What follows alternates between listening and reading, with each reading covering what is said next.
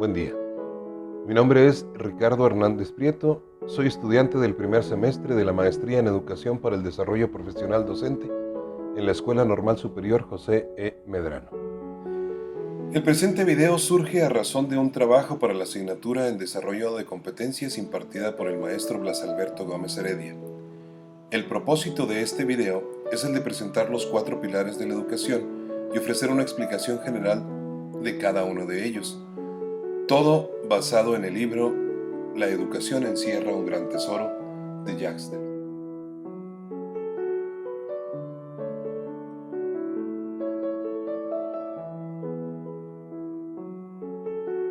Ante los problemas de la sociedad moderna, la UNESCO crea una Comisión Internacional sobre la Educación para el siglo XXI, donde se tratan temas como la crisis educativa y el auge de la tecnología en la escuela.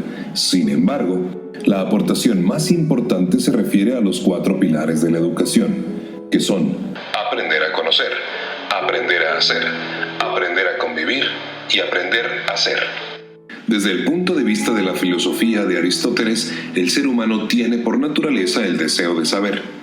A través de la historia, la curiosidad y la necesidad de los primeros hombres determinó la creación y el crecimiento de las civilizaciones y el proceso humano hasta llegar al momento actual. Ante este postulado del discurso aristotélico, tomamos en cuenta el primer pilar de la educación: aprender a conocer. Según Jacques Delors, el incremento de saber permite conocer y comprender mejor las múltiples facetas del propio entorno, favorece el despertar de la curiosidad intelectual, estimula el sentido crítico y permite descifrar la realidad, adquiriendo al mismo tiempo una autonomía de juicio.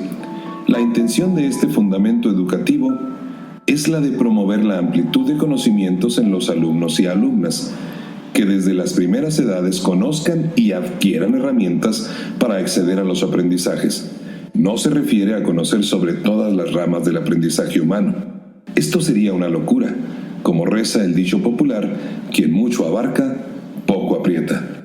No se puede ser experto en todo, pero sí pretende que los alumnos y alumnas sean capaces de aprender a aprender, ejercitando la memoria, la atención y el pensamiento crítico. Dicho de otra manera, lo que se desea es que sea un aprendizaje que atienda menos a la adquisición de conocimientos clasificados y codificados, que en muchos casos son inútiles, y más al dominio de conocimientos mismos del saber. Puede considerarse a la vez como medio y finalidad de la vida humana.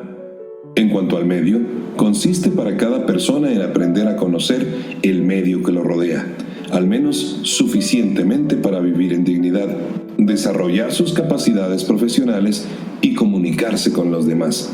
Como fin, su justificación es el placer de comprender, conocer y descubrir. De acuerdo a lo que dice Jacques Delors, lo que aprendemos de memoria también es importante. A lo que determinamos dar nuestra atención lo es a su vez. Pero hay que ser selectivos en la elección de los datos que memorizamos y mantener un desarrollo de nuestra memoria. En la atención es necesario e imperante que se centre en elementos propositivos que mejoren las capacidades humanas, lo cual nos lleva hacia un pensamiento crítico, analítico y razonado. Porque como dijera Descartes, dudo, luego pienso, pienso, luego existo. No soy filósofo, no tengo los elementos para hacerlo. Lo que menos quiero es ofender a quienes sí lo son. Tampoco pretendo crear una hipótesis que refute la idea de Descartes. Solo creo que si lo dudo, pienso, y si pienso, existo. Solo resta actuar. Aprender a hacer, de acuerdo a los 4 pilares de la educación, es actuar. Y en este fundamento, el libro La educación encierra un tesoro dice que aprender a conocer y aprender a hacer son en gran medida indisociables, pero aprender a hacer está más asociado a la formación profesional, a poner en práctica lo aprendido, a actuar. Pero surgen algunas interrogantes. ¿Cómo enseñar al alumno a poner en práctica sus conocimientos? Y al mismo tiempo, ¿cómo adoptar la enseñanza al futuro mercado de trabajo, cuya evolución no es totalmente previsible? En ambos casos, para los países en vías de desarrollo, se desprende que estos consideran que que su futuro está estrechamente vinculado a la adquisición de la cultura científica que les permitirá acceder a la tecnología moderna, sin descuidar para ello las capacidades concretas de innovación y creación inherentes al contexto local. Delors lo ejemplifica con lo siguiente: en otros momentos se pretendía que las personas estuvieran calificados para realizar una actividad específica. Un hombre estaba preparado para una línea de trabajo en una empresa de manufactura. Solo eso sabía y solo eso se le requería. A razón de la evolución de la tecnología, un ente autómata robotizado puede hacer las actividades de quien lo hacía. Entonces, también el ámbito laboral ha evolucionado para aquel o aquellos y aquellas que hacían el trabajo. Ahora debe ser competente en una estructura laboral. Debe tener una o varias competencias que le permitan supervisar, diseñar, estudiar y organizar el trabajo que hará aquella máquina automatizada. Quien no lo haga corre el riesgo de perder su empleo por no tener las competencias necesarias para realizarlo. Es por esto que no se trata solo de conocer, sino de conocer para hacer las cosas. Pero las interrogantes persisten. ¿Dónde y cuándo aplicarlas? Es aquí donde estriba la importancia de que la educación rescate desde los contextos y las características de la población cuáles elementos deben ser tomados en cuenta para darles prioridad. ¿Conoce nuestro sistema educativo esos contextos? ¿Esas características? ¿Están al tanto de las necesidades reales de nuestros alumnos y alumnas? Desde mi particular punto de vista, no existe una naturaleza humana buena o mala. Las sociedades se rigen en base a normas y reglas establecidas. Quienes están dentro de esas normas, por lo regular se entiende que son buenas, y quienes no, son malos. Pero estas normas y reglas son determinadas a razón de varios factores. Las generales, que se encuentran estipuladas en las constituciones, las comunitarias, las familiares, las religiosas y las de costumbres arraigadas. Sin importar de dónde surjan, este pilar, aprender a vivir juntos, constituye una de las principales empresas de la educación contemporánea. En la historia siempre ha habido conflictos entre humanos, pero hay elementos que acentúan el riesgo en la actualidad, debido a la pluriculturalidad que ha acercado a muchas comunidades diversas a otras que antes no tenían tanto contacto, por la movilidad humana, y más cuando se ha abultado y remarcado el amplio margen que existe entre los que menos tienen con los que más poseen. La lucha por los derechos de diferentes grupos que buscan el respeto a la diversidad y a la inclusión en la sociedad son muestras de choque entre dos o varias formas de vida y formas de pensar. Por lo tanto, la escuela tiene un reto enorme para lograr ese aprender a vivir juntos en paz y armonía. Creo que se carga demasiado la responsabilidad de ser donde se logre como primer frente. Nos envían como soldados rasos a la vanguardia de la lucha. La idea de enseñar la no violencia es loable, aunque solo es un instrumento para combatir los prejuicios que llevan al enfrentamiento.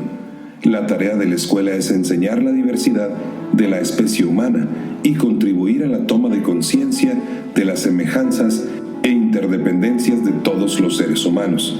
Promover el conocimiento del otro para conocerse a uno mismo, es decir, ponerse en los zapatos de otro para que se pongan en nuestros zapatos.